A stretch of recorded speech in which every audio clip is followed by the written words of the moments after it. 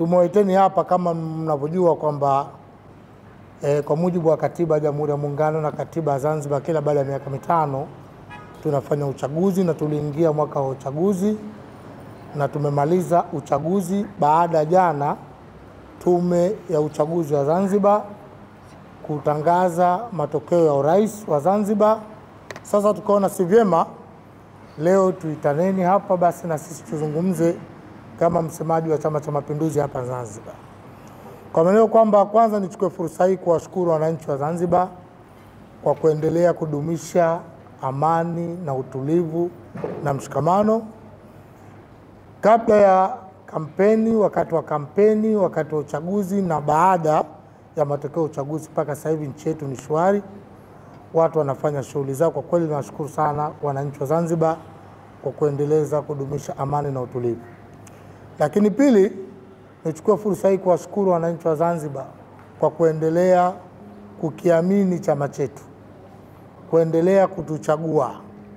Kwa kweli kama mlivyomsikia mwenyekiti wa Tume ya Uchaguzi akatangaza matokeo, mgombea wetu wa rais amepata 74.8%, kapata kura zisizopungua kwamba 448,000, nadhani na ushee takwimu inazo hapa 892,000, ukilinganisha na mgombea wa ACT Wazalendo rafiki yangu sahiba yangu Omo amepata kura 139,399, sasa na 23.22%. Na mara hii tulikuwa na wagombea wa urais wasiopungua 11, na bahati nzuri kila mgombea alikula kwa urefu wa kamba yake, lakini ukijumuisha wote hawa hata nusu hawajampata Dr. Mwinyi. Kwa maana hiyo niwashukuru sana sana wananchi wa Zanzibar kwa kuendelea kuamini CCM, lakini kwa kuendelea kumwamini Rais Mwinyi. Na kwa kweli uchaguzi tumefanya, nyie mashahidi, kampeni tumefanya, lakini pia niwashukuru viongozi na wanachama wote wa Chama cha Mapinduzi kwa kusimama na mgombea wetu ama mgombea wao kwa ngazi zote, kuanzia ngazi ya kitaifa pamoja mpaka level kwa mabalozi wetu. Kwa kweli mabalozi wameenda kutuheshimisha kwa kuhakikisha kwamba mgombea wetu anapata kura nyingi, na kwa kweli tumepata kura za kutosha kabisa, ambapo tunaweza kutembea kifua mbele, ambacho kinachotufanya tuaminike na tuendelee kuaminiwa. Baada ya preambuli hiyo, sasa nilichotaka kutana hapa kwamba kushukuru, lakini la pili, mnajua baada ya Tume ya Uchaguzi kutangaza mshindi kwa rais mteule, kinachopaswa ama kinachofuatwa ni utaratibu wa kumwapisha rais mteule. Tunatarajia ataapishwa kesho katika viwanja vya Amani, na kuanzia saa 12 milango ya viwanja vya Amani itakuwa wazi, na kwa wale viongozi ambao watakuwa wamepata kadi za VIPB, utaratibu wao utakuwa wataondokea kuanzia saa 12 baraza la wakilishi la zamani. Tunatarajia watu watakuwa wengi ili kupunguza mlolongo wa yale magari yatakayofika kule. Kwa maana hiyo, hii nilitaka kusema kwa sababu natarajia tumeshinda vitu vingapi. Mtaanza kuniuliza nyie, kusikutaka kuisema kwamba katika majimbo 50 tumepata viti vingapi, tumepata viti vingapi na nini, hamtauliza nyie, baadaye nitajibu. Kwa maana nataka kusema kwa ufupi ni hivyo, na nikushukuruni tena kwa kujitokeza hapa kuja kuitikia wito wetu, na Mungu awabariki. Kidumu Chama cha Mapinduzi. Sasa kama kuna maswala, karibuni mniulize. Sawa, nishukuru kwa maswala mazuri. Kwanza nianze swala la Sheikh Saleh Barawi. Yeye alisema kwamba tulisema kwamba CCM tutachukua majimbo yote. Ni kweli, kwa sababu kuna kitu kina, mfano idara yangu inaitwa Ideology and Publicity, ina jukumu la propaganda. Kwa ufupi kwamba tumefanikiwa kuchukua majimbo mengi. Tuna majimbo 50 katika majimbo 50 kwa nafasi za ujumbe wa baraza la wawakilishi tumechukua majimbo takriban 40 Unguja na Pemba, na kwa nafasi ya ubunge tumechukua majimbo 45, tumepoteza matano. Kwa kweli ni namba kubwa ukilinganisha siasa za upinzani na hali mikutano nyinyi mlikuwa mnaiona. Kwa maana hiyo tunaposema uwezi kwenda vitani ukasema mimi nitashindwa, si ndio? Unapokwenda lazima useme ili umchanganye yule adui yako, na kwa kweli amechanganyikiwa. Kwa maana tuliposema tutachukua majimbo yote hatakuwa na maana kama tukasema kama ndio yote tutachukua. Na ukizingatia historia ya chaguzi zetu baina hizi vyama viwili tunavyokwenda, na mkiangalia tumetoka sasa kwenye zile asilimia 49 sijui .8, asilimia 51 nukta ngapi. Sasa hivi tumevuka more than. Sasa hivi tunapiga hesabu asilimia 70 kwenda mbele. Kwa maana haya ni mafanikio makubwa ya Chama cha Mapinduzi. Lakini kikubwa siri ya haya ni nini? Mara nyingi nyinyi mlikuwa mnaniona mimi mwenezi aidha nazungumza katika vyombo vyenu mbalimbali ama natoa maandishi kila siku kumuelezea mgombea wetu, lakini kuelezea kazi alizozifanya Rais Mwinyi kwa Zanzibar. Na ndio maana tukawa tuna uhakika. Mara nyingi tulikuwa hatutumii nafasi kubwa kueleza Wazanzibari nini serikali imefanya. Mara hii tulijikita zaidi, tulifanya utafiti. Tukaona la kwamba watu wengi wa Wazanzibari wengi hawajui nini serikali imefanya. Na ndio maana tukaeleza. Ukiangalia kwenye elimu, tulikubaliana kwenye ilani yetu tujenge madarasa 1500. Of course Rais Mwinyi amevuka more than, amejenga takriban 4880. Ukienda kwenye afya tumemwambia karabati hospitali 5, katujengea hospitali 10 tena mpya. Tulimwambia ajenge vituo vya afya vichache, katujengea vituo vya afya 178 vidogo vidogo. Kwa maneno haya ndio wananchi walikuwa wanataka kusikia. Lakini chengine wananchi wanaona kazi kubwa iliyokuwa inafanywa na serikali ya Mwanane kwenye miundombinu ya barabara, kwenye mashule. Leo kwenye skuli unamwambia mtu ajenge G+3 magorofa 9 na kujengea magorofa 61. Sasa kwa kweli haya ni maajabu makubwa. Leo unakuta mtandao wa barabara, mfano ndugu waandishi, Zanzibar nzima mnaiona hii. Tuna barabara ambazo zile official tunaita zenye kilomita 1300 na kama 70. Dr. Mwinyi peke yake awamu zote ulizoona, yeye peke yake kajenga kilomita 1000.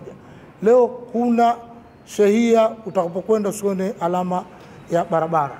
Kwa maana hiyo haya maendeleo ambayo wananchi wameyaona ndio imekuwa chachu wananchi kumwamini Rais Mwinyi na kumchagua tena. Na ndio maana nikasema ushindi wa CCM ukiacha kazi ambayo chama imefanya kwa ujumla wake na idara ya uenezi kufanya kampeni, kumbrandi rais, kubrandi chama chenyewe, lakini rais mwenyewe kwa asilimia kubwa amejibeba kwa kazi alizozifanya. Kwa maana swali lako Sheikh Saleh Al-Barawi, kwa maana tuliposema tutashinda na kweli na tumeshinda umeona. Lakini swali lako nitapokuja kulijibu la dada pale kwamba utaratibu upo. Kwa mfano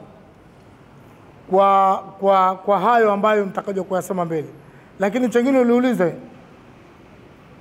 kwamba Omo hajawahi kupiga kura. Mimi nizungumze jamani. Utaratibu wa uchaguzi hapa sisi tuna daftari la kudumu linaitwa. Kama nitakosea ndio habari mtaniweka sawa. Maana yake ni nini? Kwenye daftari unajiandikisha mara moja. Sawa? Sisi tumeanza kupiga kura, bahati nzuri mimi nimewahi kupiga kura tangu 95. 95 tulipiga kura kwa njia manual. 2000 likaanza daftari rasmi. Tukana vitambulisho vile kama vina manjano sio vile. 2005 tukabadilisha tukapua kitambulisho na ndio hicho mpaka leo nacho.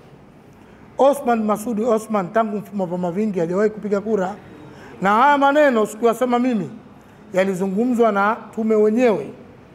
Na ndio maana tunapata mashaka hata kura yake jana kapiga sivyo kakosea kwa sababu hajui kupiga kura na hakutaka kufundishwa. Kwa maana hiyo ndio maana hata muona kaenda peke yake pale, hukumwona kwenda na mwenza wake. Kwa maana hiyo hakuwa na utaratibu wa kukipiga kura hao walikuwa wanamchagua wala walokuwepo. Kwa maana hiyo mfano tuseme kwamba 95 hakuwepo, sawa? Alikuwa katibu mkuu nyewe kama mjui 95. Sawa? 2000 pia alikuwa hayupo. Yaani yeye kile kipindi cha uchaguzi anakuwa anatumwa au? Tumefanya huu uchaguzi wa 7 nchi hii tunafanya. Tumefanya 95, tumefanya 2000, au sio? 2005, 2010, 2015, 2020, huu 2020, 25. Kwa maana ukweli usiopingika yule bwana hajawahi kupiga kura. Ndio kwanza kapiga kura juzi. Na ndio maana swala lake nyinyi muulizeni. Okay, kama 2025 kuelekea 20 ulikuwa hupo nje ya nchi. Je, 15 yani 2015 alikuwa kwa wapi? Rudi nyuma yake. 2010 alikuwa kwa wapi? Si ndio?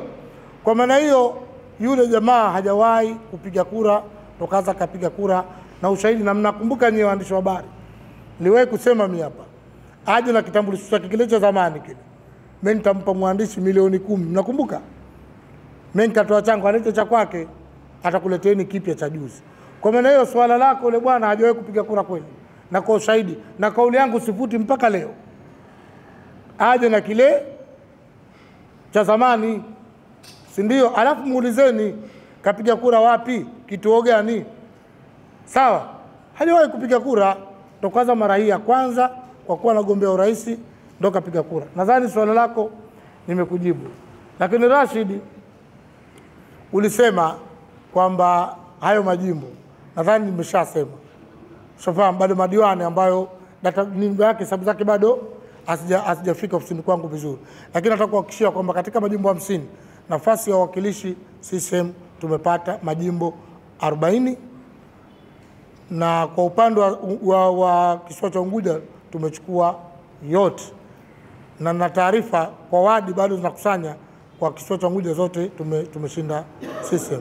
Lakini kwa upande wa Pemba katika majimbo 18 tumepata majimbo 8, lakini hata hayo ambayo wanosema kuna malalamiko, na nadhani kwa mujibu wa utaratibu ambao swala alinuza dada kwamba kama subiri nitakapofika kule nitapolijibu ambao tutapata faida.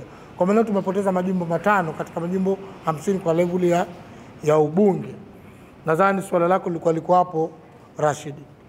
Lakini Mary ulizungumza kwamba swala lako haki haijatendeka. Bahati nzuri kwamba utaratibu wa uchaguzi una utaratibu wake.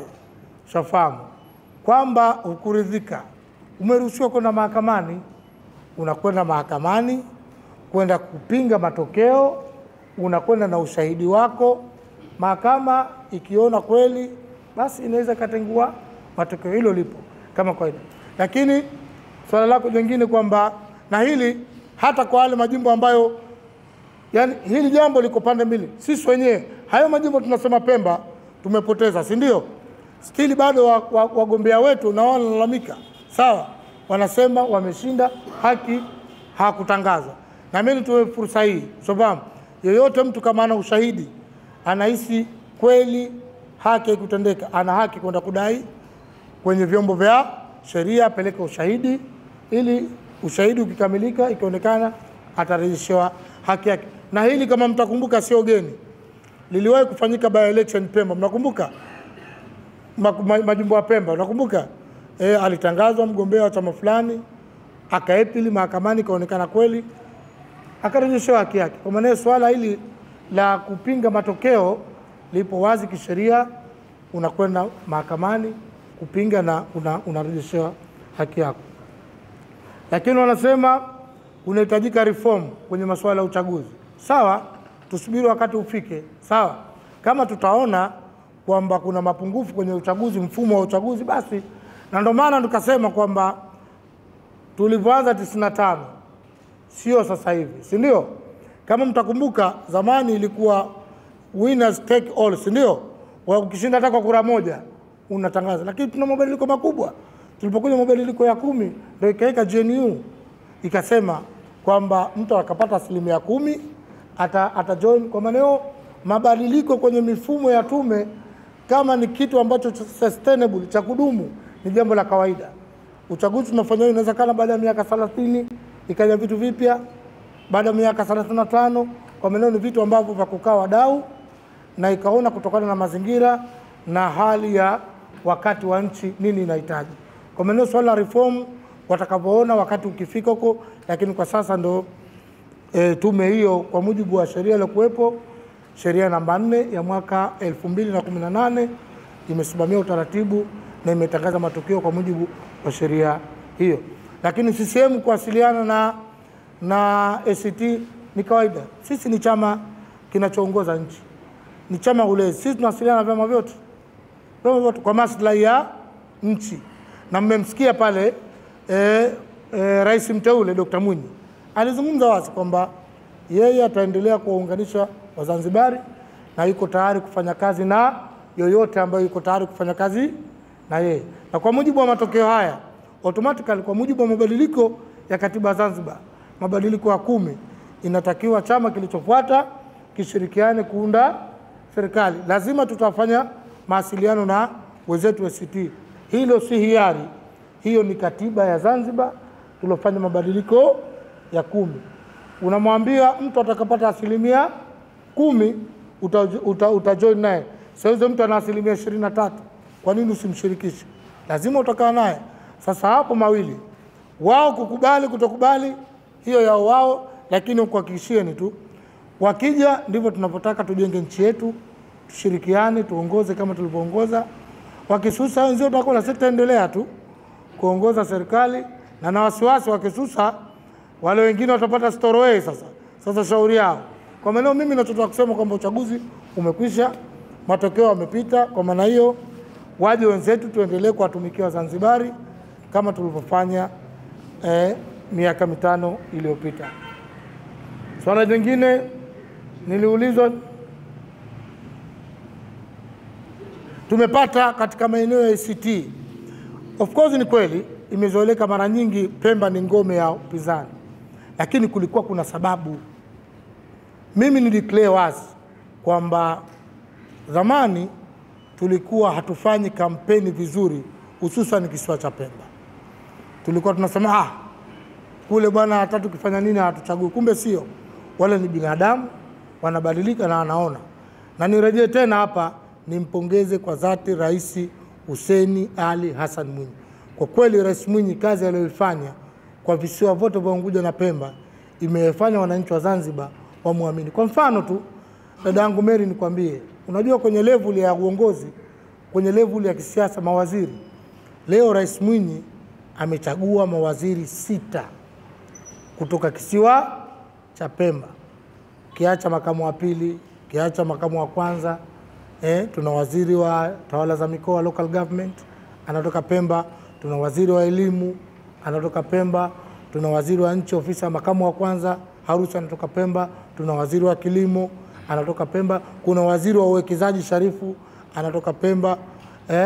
Kuna waziri wa huyu wa maji na nishati Kaduara anatoka Pemba. Kwa maana Rais Mwinyi ameondoa ubaguzi wa kuweka uwiano wa nafasi zile za kisiasa. Lakini kuja nafasi za wakuu wa mikoa, leo wakuu wa mikoa kutoka Pemba ndo wengi kuliko wa Unguja. Leo tuna mkuu wa mkoa wa Kaskazini Unguja anatoka Pemba, Matar, au sio? Lakini kule Pemba hakuna mkuu wa mkoa anatoka Unguja. Ukienda Salama kwa Uganda, kwa Ukonde pale, sawa, kuja Hadidi kwa Kusini, lakini wakuu wa wilaya wote. Kwa maana Mheshimiwa Rais ameifanya serikali yake ina sura ya muunganiko wa visiwa vyetu vyote vile. Lakini kuna maafisa dhamini, kuna makatibu wakuu, wakurugenzi. Kwa maana hiyo Rais Mwinyi hataki, ndio maana nikakwambia Rais Mwinyi anaposema anataka kuwaunganisha Wazanzibari, hataki ubaguzi, anamaanisha kwa vitendo. Na umeona serikali yake alivyoiunda muundo mkuu, huyo mtendaji mkuu wa shughuli za serikali kwa kiwani pale, makamu wa pili. Kwa maana hili limesaidia. Lakini la pili, maendeleo. Leo nikwambie ndugu yangu Mary, kwa siku kama muda mrefu naweza ngakuchukua maeneo tukenda Pemba. Bahati nzuri mimi nimeishi Pemba. Tulikuwa na barabara yenye kilomita 21 kutoka Wete kuja zake Chaki. Barabara ile tangu wakati wa Mzee Dirisa haikujengwa. Imejengwa wakati wa Dr. Mwinyi. Kweli si kweli? Lakini ilikuwa kama watu wa Micheweni kule Kiuyu, Maziwa Ng'ombe na maeneo kule. Kule ulikuwa ukenda vumbi tupu.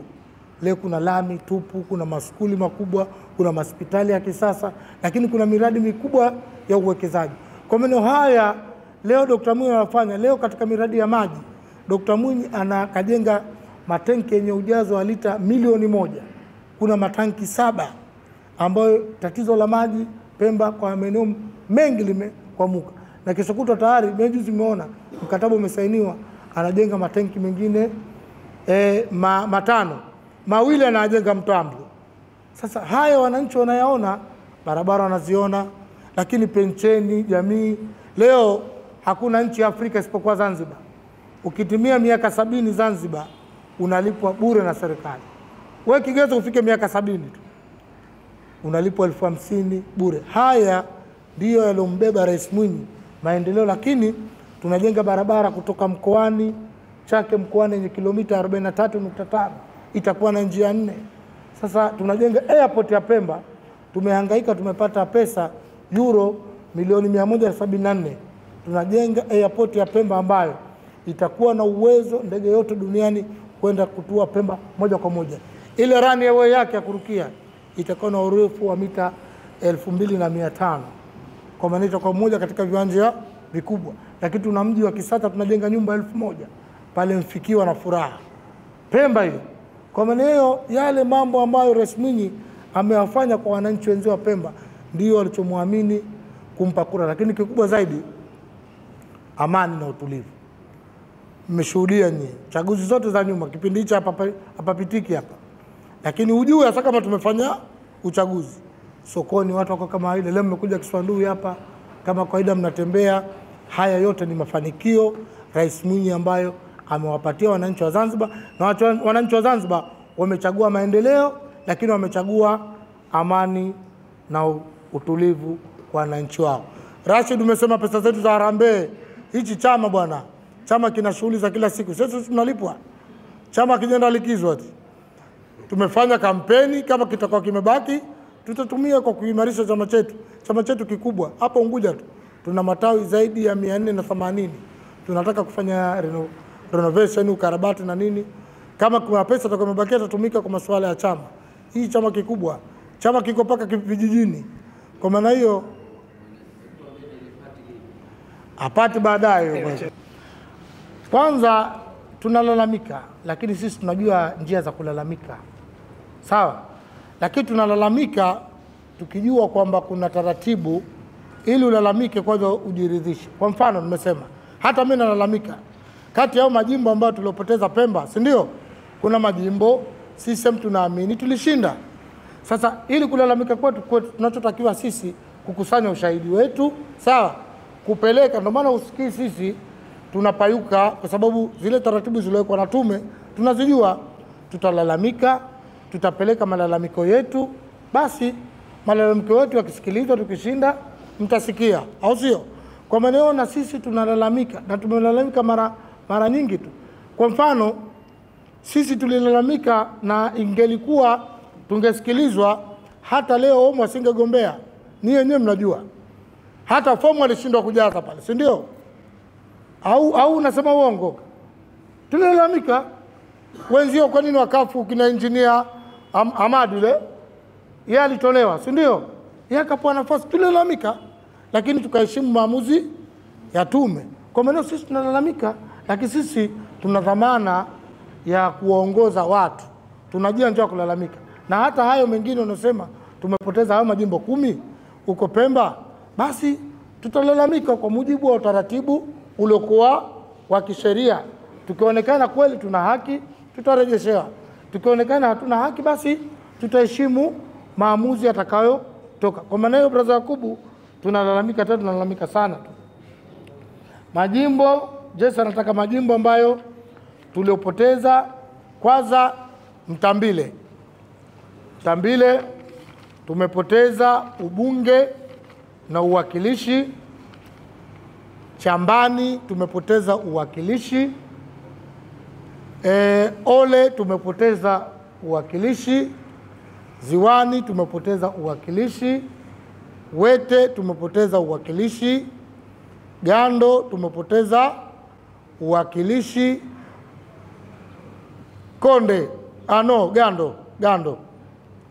Gando tumepoteza uwakilishi, lakini Mtambwe tumepoteza ubunge na uwakilishi.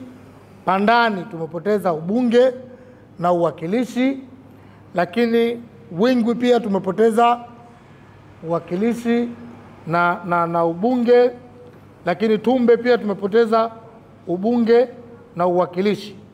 Kwa maana hiyo, hayo ndo maeneo tumepoteza. Maeneo mengine tumepoteza ubunge na uwakilishi, maeneo mengine tumepoteza uwakilishi. Nadhani swala lako nimelijibu. Hayo ndo tulopoteza, lakini swala la tumeshuka, mkumbuke kwamba mara hii tulikuwa tunagombea 11, si ndio? Ukichukulia mahesabu hatukushuka, tumepanda. Tunawagombea wangapi mara hii ukilinganisha na uchaguzi uliopita? Sawa? Kwa maana na wagombea wote wamepata asilimia, si ndio? Asilimia 0, asilimia ngapi? Kwa maana tujapoteza. Na ukumbuke kwamba system umetaja hapa background. Chaguzi za nyuma tulikuwa tunapata asilimia 51, sawa? Asilimia 50. Sasa tumekwenda uchaguzi ule wa mwaka jana, miaka 2020 tulipata kama asilimia nadhani 75 nukta ngapi, haijapoteana sana hapa. Lakini ukumbuke kwamba pamoja na hayo bado tuna tatizo, bado tuna tatizo. Ukichukulia namba ya waliojiandikisha kupiga kura takriban kama 700,000 na kwanza wamejitahidi kidogo, lakini waliopiga kura wako kama 600,000 na kitu, kwa mujibu wa mkurugenzi na mwenyekiti wa tume ya uchaguzi. Kwa maana bado tunaamini kwamba bado wananchi wengi, si namba ndogo hiyo, hawakwenda kupiga kura kwa sababu tofauti. Bado tuna jukumu kwamba kuhakikisha bado tume ya uchaguzi na vyama vyetu tujitahidi kuhamasisha. Na mimi naamini kati ya hao inawezekana wingi ni system ndio ajenda kujitokeza kupiga kura. Na sisi tuna tabia moja ambayo siku zote tuna ilani kama mwenezi kwamba anajua sisi tutashinda tu, si ndio? CCM tutashinda, na hii ndio inatukosti kuto kujitokeza kupata ile namba kubwa. Lakini ili tutaendelea kulisemea na kulifanyia kazi. Lakini swala la wanawake, kwamba wako wanawake wengi tu wameshinda, lakini bahati nzuri sisi tuna viti maalum huko, haingii mwanamume. Ukiona kila namba kubwa ya kura tulizopata za urais na kwenye majimbo ndio viti vya wanawake, na mara hii viti vitaongezeka vingi vya ubunge wa wanawake. Maana kuna ishara bado wenzetu INEC wanaendelea na matangazo ya mgombea wa urais. Tuna hakika kama bunge litakuwa na wanawake wengi na baraza la wawakilishi kwa mujibu wa namba hii tutakuwa na wanawake wengi kabisa katika vyombo vya maamuzi, kwa maana bunge na baraza la wawakilishi. Lakini kwa mfano majimbo yote ambayo walosimama wanawake Unguja wote wameshinda, au sio? Kwa maana wote wamefanya vizuri. Lakini swala la kakaangu Rafael, swala la internet, ni mamlaka ya kinchi, CCM hatuhusiani nalo. Ili ni mamlaka ya kinchi, wao wanajua kwa nini wameizima internet.